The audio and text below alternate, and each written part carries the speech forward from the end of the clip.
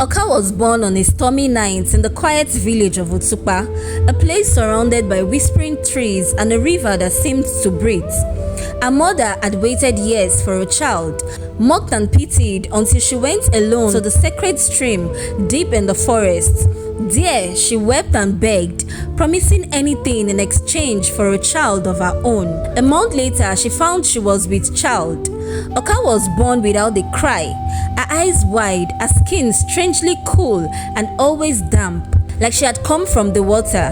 From the start, she was different. As a child, she would disappear from bed and be found hours later by the riverbank or sleeping inside the empty market stalls. At night, she whispered in her sleep, saying names no one knew. Sometimes she laughed without reason, and sometimes she cried, and other times she cried with no sound.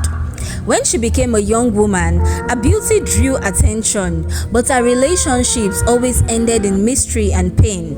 A kind school teacher who loved her lost his job and fell ill soon after. Another trader named Alechenu watched his wealth vanish within weeks.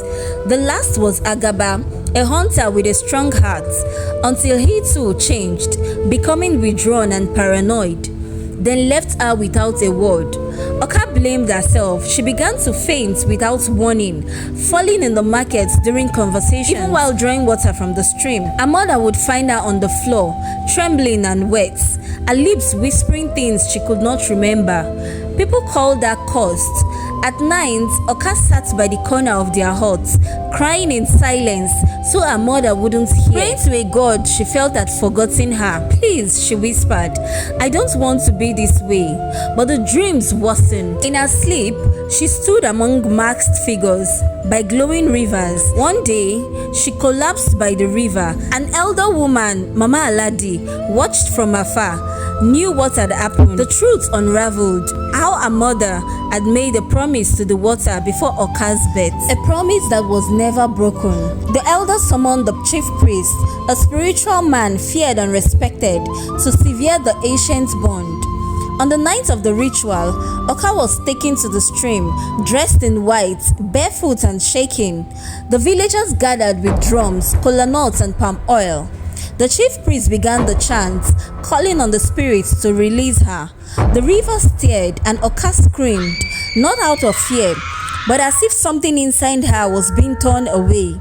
A voice mixed with another, deep and old, that came from her mouth but did not belong to her. The water swelled, rising into the air, then fell silent. Oka collapsed. When she opened her eyes, her skin was dry, her voice her own, and for the first time in years, she smiled faintly. From that day, she never fainted, never woke up by the river, and her nights were quiet. She prayed in peace, and when love came, it stayed.